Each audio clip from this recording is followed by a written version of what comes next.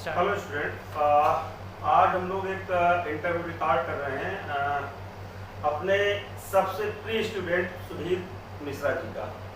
और सुधीर मिश्रा जी का मैं एक परिचय दे देता हूँ।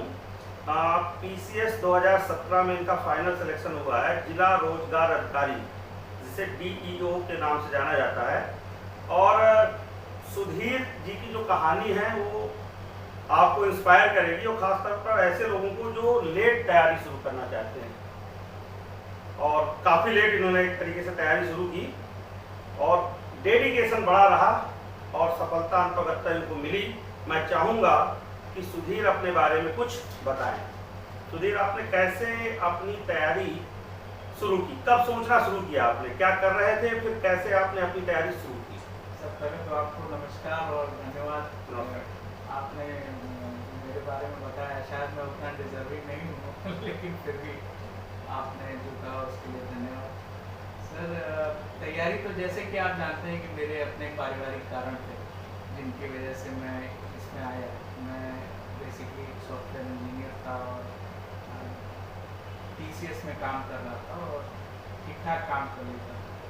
तो लेकिन 2012 में जब मेरी माता जी का देहांत हुआ और उसके बाद मुझे विदेश जाना हुआ, तो मैंने अपने पिताजी से आग्रह किया कि भाई अब आप अकेले हैं, आप चलिए।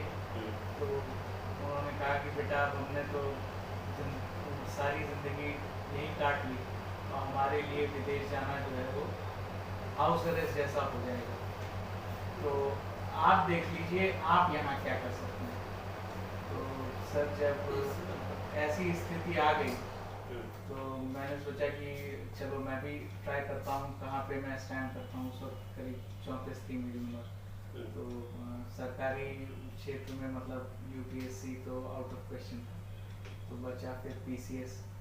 और उसी वक्त कुछ बदलाव भी हो रहे थे जिसमें CSAT वगैरह आ रहा था UP PCS में। तो मैंने कहा कि चलिए एक बार ये इसमें ट्राई करके देखते हैं कैसा रहता है। तो इसी तैयारी के दौरान यहाँ आपसे मुलाकात हुई और आपके गाइडेंस में जो है आपने जब मनोबल बढ़ाया और आपने जब मेरी स्थिति समझी, तो चूँकि मैं रात में काम करता था US टाइमिंग में, आप जानते हैं। हाँ, बिल्कुल। तो उस हिसाब से आप लोगों ने जैसा मेरा प्रोत्साहन किया और मेरी मदद की, तो उसी की आज परिणीत है कि मुझे भी एक पद मिल गया है। अच्छा, आप अमेरिका में जॉब कर रहे थे आप? जी सर। और जी। तो सुधीर जो है, मैं यही कह रहा था कि एक तो अमेरिका जैसे देश में जहां मुझे लग रहा है लिविंग स्टैंडर्ड सबसे हाई क्वालिटी का माना जाता है और आपकी सैलरी भी बहुत अच्छी थी, तो निर्णय करना बड़ा मुश्किल रहा होगा आपका? बिल्कुल सर, आज की डेट में तो जो मेरी सैलरी थी और यहाँ इवन जो इंडिया में भी जो मुझे पे पैकेज मिल रहा था वो काफ़ी अच्छा था, लेकिन जो एक स्थायित्व वाली बात थी उस जॉब में मुझे बाहर आना जाना होता था। विद इन इंडिया भी बहुत ट्रेवल करना पड़ता था। तो उस हिसाब से एक जो स्थायित्व वाली बात थी, एक तो सरकारी नौकरी में आने के बाद मुझे वो मिली है, तो दूसरा परिवार के साथ अपने पिताजी के साथ रहने का मौका मिल रहा है। तो ये मेरे ख्याल से ये कुछ चीज़ें हैं जिनका मोल और महत्व ज़्यादा है। पैसा तो सर निश्चित तौर पर। मैं एक बात बीच में जो है बता दूं, मेरे पास सुधीर और इनके लगभग 3-4 फ्रेंड एक साथ आए हुए थे। उसमें से अलंकार अग्नोत्री जी का सिलेक्शन 2016 PCS में SDM पद पे हो गया था। तो इसके बाद फिर जो है फौरन सफलता जो है सुधीर मिश्रा जी को मिली और मैं पूरी तरीके से आश्वस्त हूँ कि इस पोस्ट को ये अपग्रेड करेंगे शीघ्र ही। अच्छा सुधीर, ये जो सफलता है, जैसा कि मैंने बताया, पहला एग्जाम आपने कब दिया था? सर, पहला एग्ज़ाम मैंने 2015 में दिया था और अनफॉर्चुनेटली ना 2015 में और ना ही 2016 में मेरा प्री भी नहीं क्लियर हुआ था। आप तो खैर जानते ही हैं, लेकिन फिर भी मैं टेस्ट सीरीज वगैरह के लिए आप लोगों के पास आता रहता था। ऑप्शनल सब्जेक्ट भी मैंने आपके यहाँ से ही पढ़ा था, तो उसकी टेस्ट सीरीज के लिए भी आता ही रहता था। मुझे लगता था कि नहीं, थोड़ी बहुत जो कमी है वो मेरी ही एफर्ट्स में है, तो उसको सुधारने का प्रयास करता था। और अंततः 2017 में वो सफलता मिली, प्री क्लियर हुआ और फिर मेंस और फिर इंटरव्यू में फाइनल सिलेक्शन। बिल्कुल निश्चित तौर पे विद्यार्थियों, ये एक बात जो है प्रेरणा लेने वाली बात है कि भले ही वो 2 बार ही ना निकले, 3 बार ही ना निकले प्री, और जैसे ही सुधीर बता रहे हैं कि उनका प्री क्लियर हुआ, चूंकि वो निरंतर मेंस की भी तैयारी करते रहे, ऐसा नहीं था कि सालों भर प्री की तैयारी करते हो, इसलिए पहले ही अटेम्प्ट पे, इसको पहला अटेम्प्ट कहेंगे, पहले ही अटेम्प्ट पे उन्होंने मेंस जो है क्लियर किया और एक पोस्ट ली। सुधीर, किस प्रकार से संदेशा देना चाहेंगे जो अब एस्पायरेंट आ रहे हैं वो तैयारी करने के बारे में?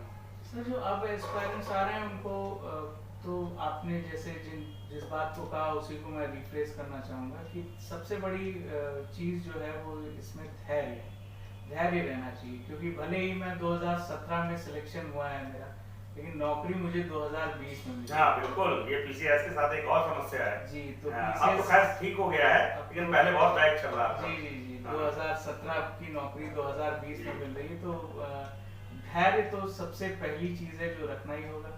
बाकी सफलताएं असफलताएं जो हैं, आपका एक दिन अच्छा नहीं होगा तो आप रेस से बाहर हो सकते हैं, तो आपको पूरे धैर्य और विश्वास के साथ निरंतर मेहनत करनी होगी, तो एक ना एक दिन तो आपको सफलता मिलेगी, ये मेरा पूरा विश्वास है और यही मैं औरों को भी संदेश देना चाहूँगा। ठीक है सुधीर, धन्यवाद आपका। और निश्चित तौर पे मेरे इस इंटरव्यू का उद्देश्य सिर्फ यही था कि ऐसे लोग भी जो एक मतलब उम्र हो जाती है और इच्छा बची हुई है, तो सुधीर उसके जो है बेहतरीन जो है उदाहरण है। और विकट परिस्थितियां हम कह सकते हैं, बहुत सारी विकट परिस्थितियां आई, फिजिकली भी कुछ विकट परिस्थितियां थी जो मैं थोड़ा बहुत जानता हूँ हल्का फुल्का जो है, तो तब भी सुधीर ने उससे पार पाया, तो सबके लिए जो है प्रेरणादायक रहेगा मुझे लगता है, ये आशा करता हूँ ये इंटरव्यू, और यहीं पे इस इंटरव्यू को समाप्त